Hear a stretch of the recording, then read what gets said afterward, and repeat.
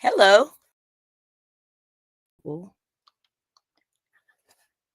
Hello, I am Dr. Noni Davis, and I am here from St. C Academy.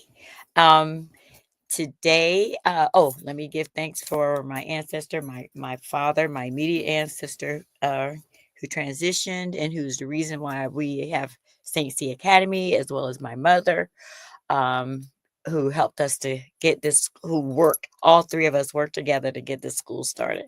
And so today I wanted to just share, I keep going down these rabbit holes with this information that I'm learning about African American contributions, and mostly tying our ancestral knowledge that we brought from the continent to the United States. And but this week my students are reading this book. I think I may have showed this before, Never Caught, and it's the story of Ona Judge, and this is the adult version of the book. But I read this one first, the adult version, and then I found out that they had the children's version. And so Ona Judge was an enslaved woman who, under George Washington and Martha Washington, she was enslaved by their families. And mind you, them this is the first presidential family in the United States, right? So he was our first president, and he was the reason. Well, he was given the status of being the person who won the Revolutionary War. Okay, and which led to the creation of what we now call the United States of America. Um, Ona decided that when she was 23 years old, living in Philadelphia with George Washington and his family, because you have to remember that Mount Vernon was his home, but there was no White House at this time. They were still in the middle of constructing this space. So Philadelphia was still the primary um, uh, eh, governing space. That they had the mansion there where he lived, and Philadelphia was crazy. So Philadelphia had this rule that if you were in Philadelphia for 6 months, that as an African, that enslaved African, that you could be freed if you were there for more than 6 months. So this joker um, would move to the residence in Philadelphia for like 5 months, and then pack everybody up and go back home, and then come back to Philadelphia. And of course, the clock restarted. So he was purposely letting them stay there for 5 months, taking them back to Mount Vernon, and then coming back. Well, this young lady decided that, you know what? They found out. People, I mean, of course, they had this little. Was one of those people who had a 30-minute window because she worked for Martha Washington. She was her seamstress and all that. So they knew that she had a very small window of opportunity to escape. And she figured out how to escape. There was a lot of abolitionism going on in Philadelphia. Uh, ro- ro- uh, when I spoke with you all earlier, I mean, when I discussed earlier in the previous podcast, that Richard Allen, you had Absalom Jones, you had the first Black insurance company up there, you had the Free African Society. You had a lot of stuff going on up there so she had plenty of allies. She just had to figure them out. But in order to communicate to them, we don't know how she did it. But at any rate, she found a way to get free. And as you can see, the title of the book is Never Caught.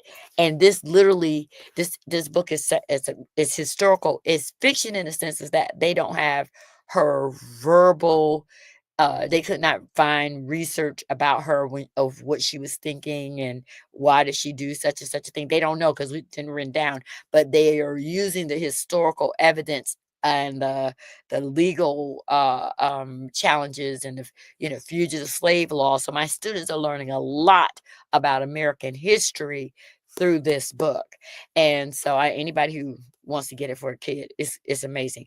But Ona Judge managed to escape, and she was never caught. She escaped when she was 20 something years old, and they tracked her down. There's a whole lot of nonsense about that. But what I wanted to focus on is African textiles. So if you look behind me, you see that this is my closet right here.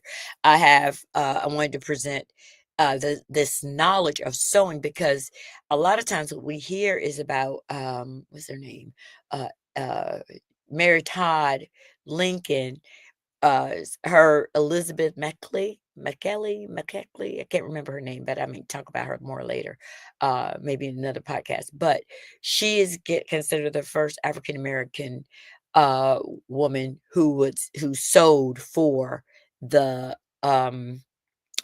white for the first lady. I don't know why they don't talk about Ona Judge, because Ona Judge's mother was a seamstress for um uh Martha Washington and Martha Washington's family. And also her Ona Judge's dad, Andrew Judge, who was a white indentured servant who was a tailor. He is what is the one who made George Washington's jacket and his suit for the when he became the commander in chief. And so both sides of her family had this tailoring legacy, and she was the one that was chosen to go to Philadelphia. She and this other black woman were chosen to be the primary servants to Martha Washington, and she was a seamstress. So she was sewing those dresses for her. But I wanted to, and so I'm going to talk about both of them. I mean, and other African Americans who were part of the fashion back in the day. Oh yeah, it's Elizabeth Keckley. And then there's another lady, Ann Lowe, and these people were responsible for sewing these dresses. But oh, and another note, this was really funny to me. On Andrew Judge, according to the book, one of the things that George Washington said about white indentured servants was that they were lazy and unreliable. And so this is one of the reasons he did not hire white indentured servants. And, he really didn't want to pay him. Probably is why he made that up. But anyway, they said this guy, he kept Andrew Judge because he was an exceptional tailor, and apparently he was hardworking, and apparently he was reliable. Anyway, that's out of George Washington's mouth, not mine. Anyway, so I believe that, like in other situations, we are consistently seeing this through line about what our historical um legacy is in this. And so it's really sad. A lot of us are taught that Africans didn't have any clothes. Europeans have convinced us that they were just wearing loincloths and they were naked and all of that. And yeah, some of that might be true. um but Africa is a huge continent. So if you lived along the equator and in these rainforest situations where you didn't have, it wasn't cold. I mean, so you did not need a lot of clothes. And this idea of them being naked did not, or not poorly dressed or whatever, came about with European contact and also Islamic contact. So in these Abrahamic religions, y'all, I don't like the way y'all got your clothes on. But anyway, so we do know but even on the continent prior to these notions of what is appropriate clothing to wear, um, African people were, it depended on where you were. If you lived in Morocco and if you lived up in those areas, the weather was different. If you lived in Sahara Desert, what you were going to wear was not going to be the same as people who lived in the rainforest. People who lived in the mountains were going to be doing something differently. And then people who lived along the coastal regions, different attire. So and so the origins of most of the clothing according I mean, so I always got to get my resources. So the New School Parsons Business Journal of Fashion Studies. This article was written in 2019. From Kente to Colonialism, um, African Fashion Over Time. It was written by Madeline Jontz. And I think it was posted in Serena's Fashion. That's a whole nother site I visited. And so originally Africans worked with cotton. And so this is cotton. This is Adira. This is also mud cloth. And then you have silks. They work with wool and leather. And so those, and then raffia. So and that is the old, some the older fabrics that we were using. And we did a shoke. I'm trying to think, where's my shoke? Did I leave my shoke? Where did I put my shoke? Uh-oh. I don't see my shoke down here. I thought I brought it down, but maybe I didn't. Is it behind me? Oh, it's behind me. So this is a shoke.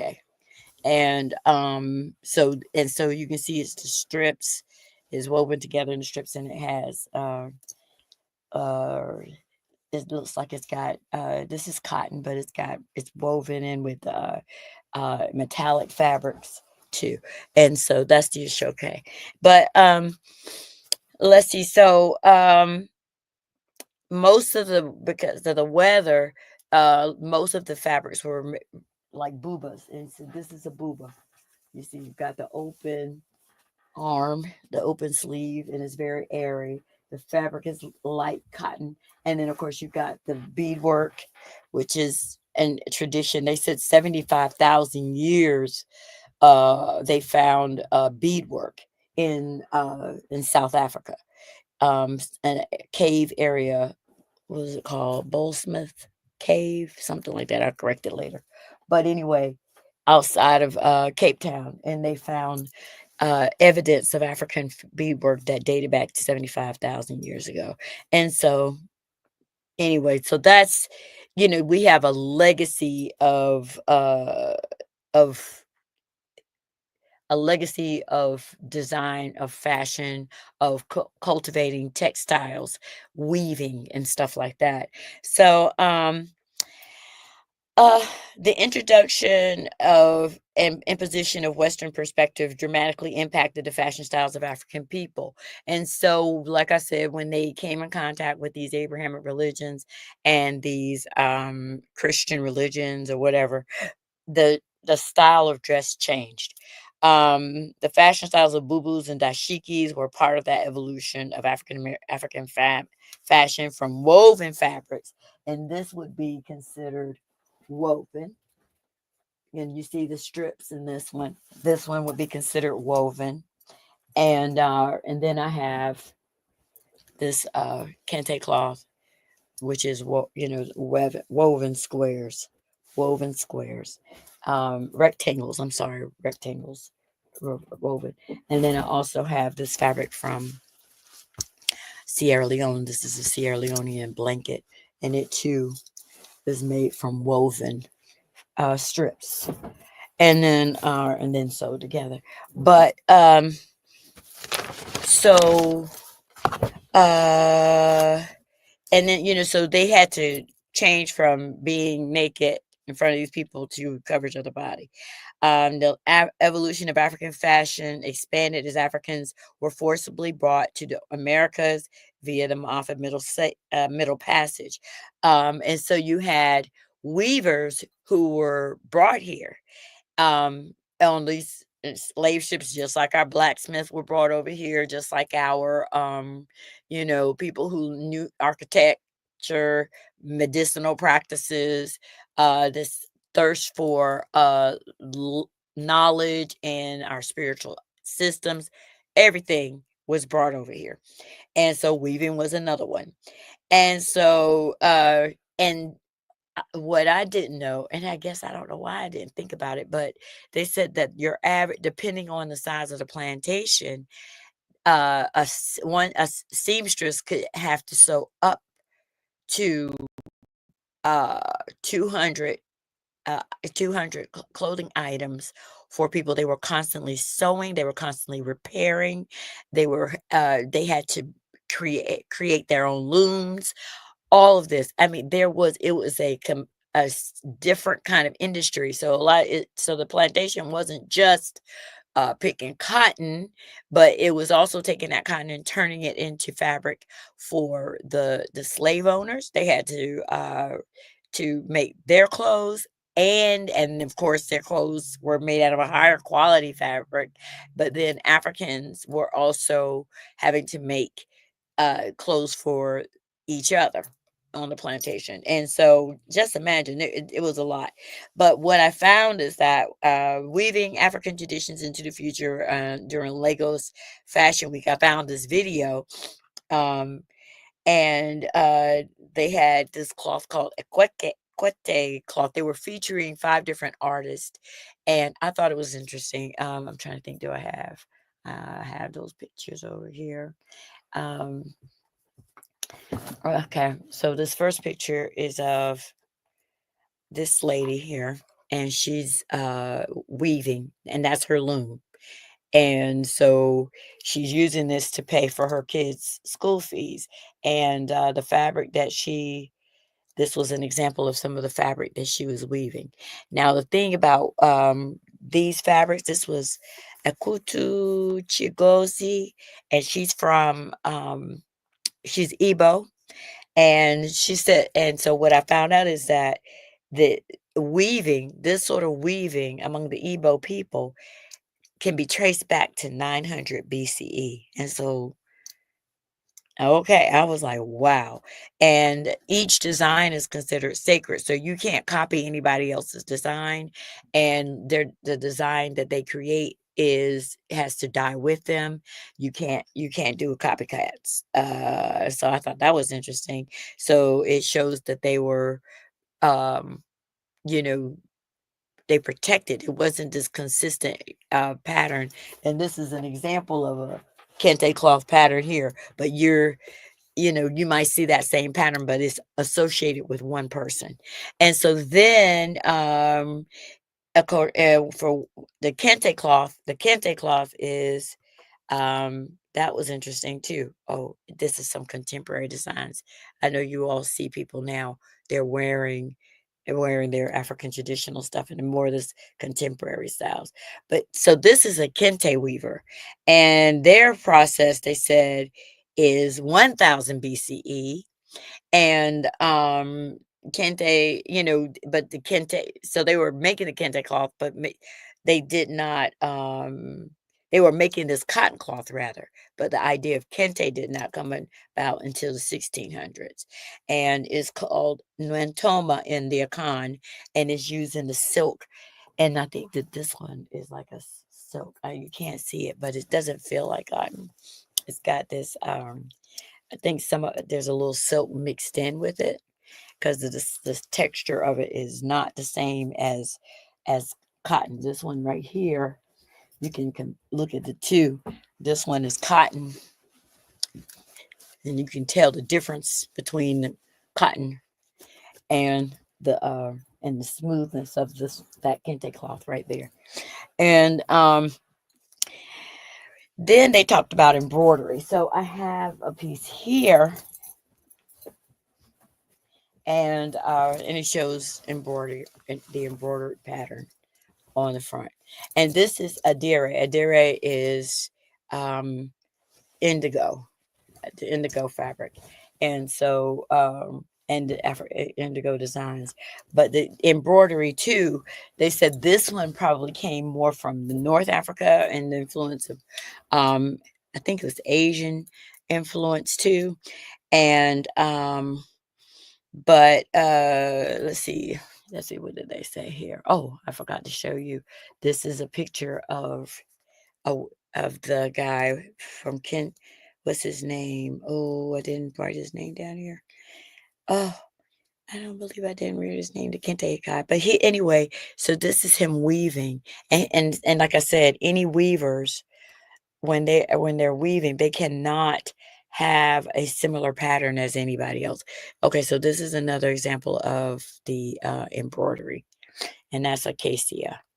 Locatia. And they said that a lot of the weavers use this machine. The machine is called a what?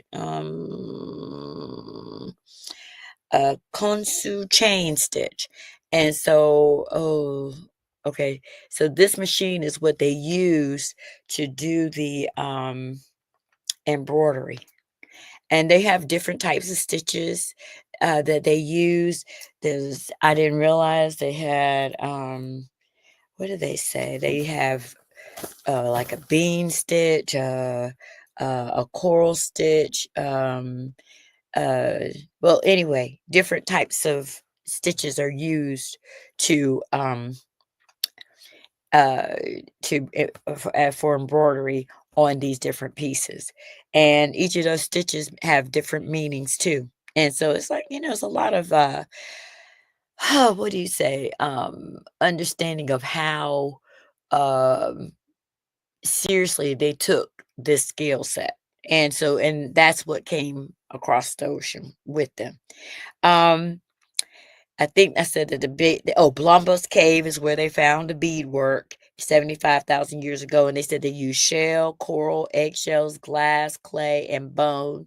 And then as far back as 12,000 years ago in Kenya and Libya and Sudan, among the Turkan people, but they also, at first they were trading cowrie shells, but then they started trading glass beads.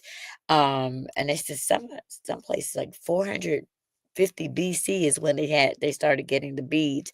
And then around the 900s is when you started seeing glass beads in Egypt and South Africa through trade with Asia and Western Europe.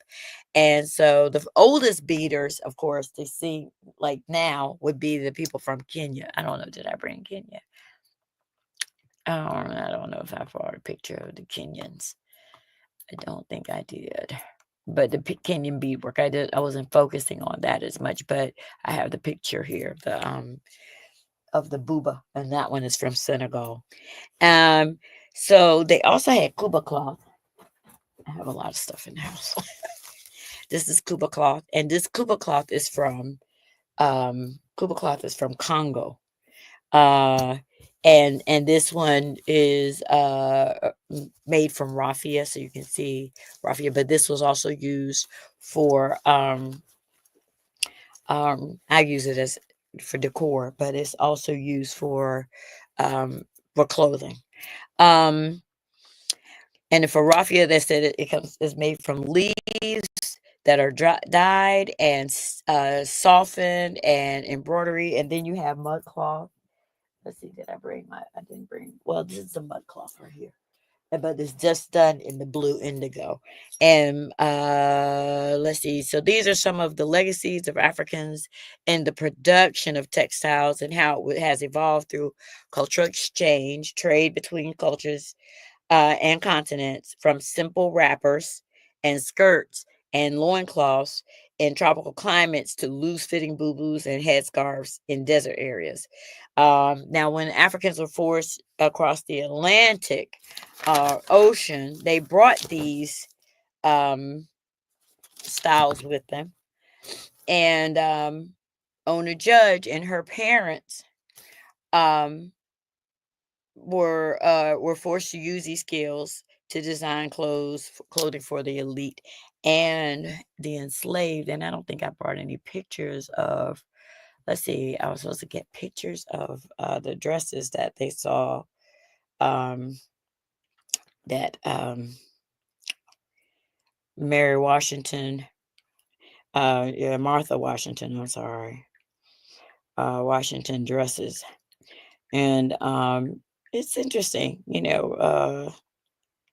dresses. And they have pictures of her dresses in. I'm trying to think the real dresses. Images. So this was one of them. And so you can see the patterns on the fabric. Oh Lord, I hate doing this right here because I always mess up. But these are her dresses that she was wearing. And so these were made by these African women. Let me see. Martha Washington. Uh, they won't let me stick with her dresses. I just want to do her dresses. That's Marie Antoinette, but this is Martha Washington. It's not showing me a good picture of it, but you can see the detail work in the bodice. You have all this lace. You have this lace across the top, and then these sections of the dress and the train. And they said that they would have to not only make these dresses, but then they would also have to clean them and all kinds of stuff. And so, she was wearing stuff for all kinds of events. And trying to think, where's another address of the first lady? And you can see this one. And so just imagine these are all being designed by African women. Betty, um, Judge, Mull Judge, and Owner Judge, and her pocketbook too, I guess. I don't know. But let's see, visit the site. Let's see, it's got all of these are for her. Mm-mm. No, I'm gonna go back. Let's see. Okay, so here is another one of her dresses. So you can see these people didn't have no sewing machines. All right, didn't have no sewing machines. So all of this work, and then they were probably having to look at dresses from Europe, so they're trying to keep up with those styles as well as this style. But this was all their innovation, coming up with whatever style she wanted to wear. This is what, and they had to make it, and she didn't make nothing. It's Washington. There she is. And so you see the detail of the lace. I mean, they made the gloves. They were having to deal with her shoes and all of this, and this very fine fabric.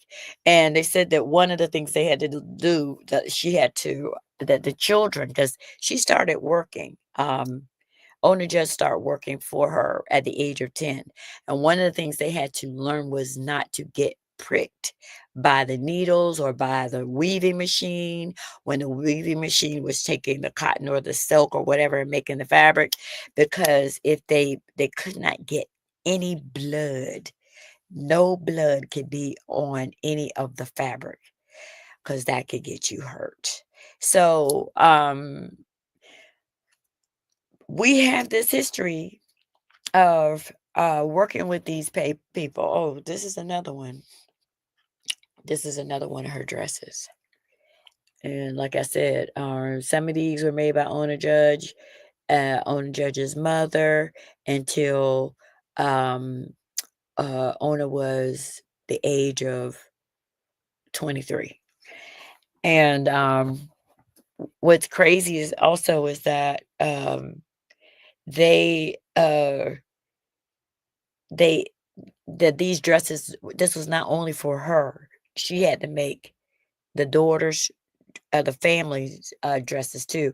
And they said that they barely got any rest. I mean, they were on 24-hour duty and had, well, 23 hours, 23 and a half hours of duty, because they had to see to her needs in every single way, and of Martha Washington. And so she only had a 30-minute time frame to escape, which is what I'm going to talk about next week. Owner Judge, and then this lady, Elizabeth Keckley, and Lynn. What was her name? The other lady's name is Lynn. Oh, I can't. I've messed up. Lynn. Um, and Lowe. I'm sorry. But anyway, that's all I've got today. I'll talk to you about shoes too next week. So I'll go. Ashe. I hope that everybody has a great week. Peace to you. Ashe. Ashe.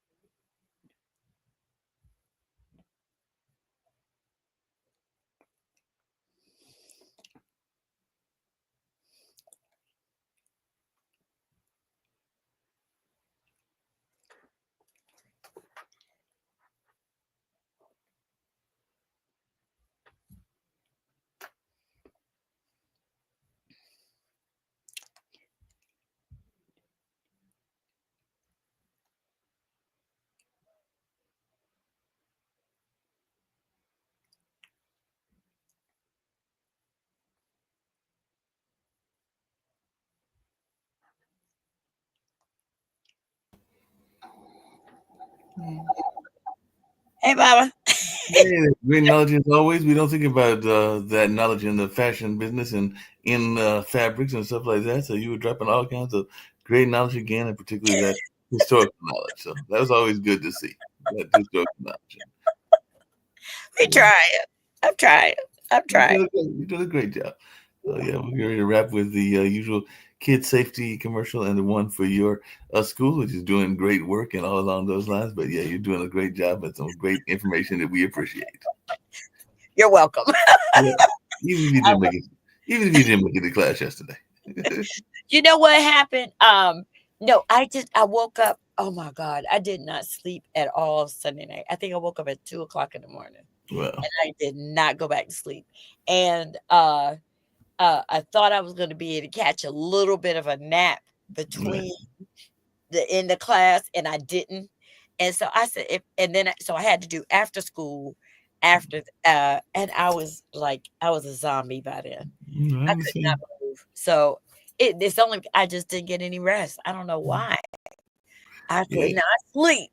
yeah. Sometimes it can be that way. Sometimes it goes Yeah. restless nights. I've had those as well. So Yeah. So yeah, it just I was not gonna be able to dance. I was gonna be I was gonna hurt myself if I came. well, no, I we didn't don't want you. even drive. So and Ariel was not and then what else happened was I had a parent who it was almost 7 o'clock.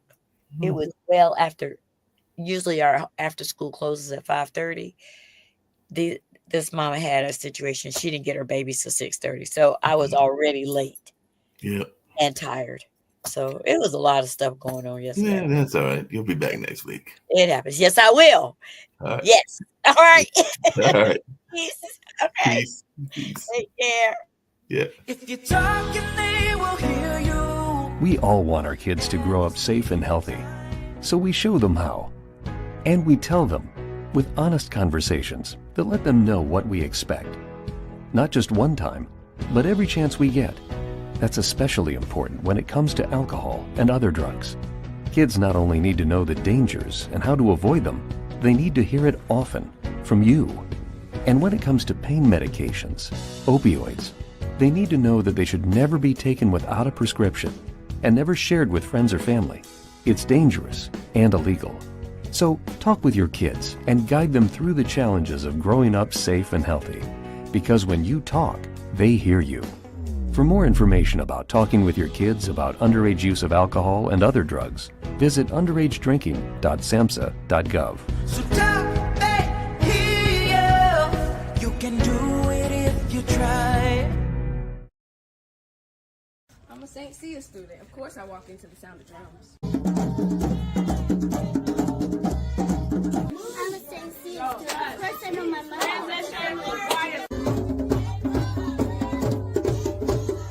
I'm a St. Cia student. Of course I can play the drum. I'm a St. Cia student. Of course I can work with my hands. I'm a St. Cia student.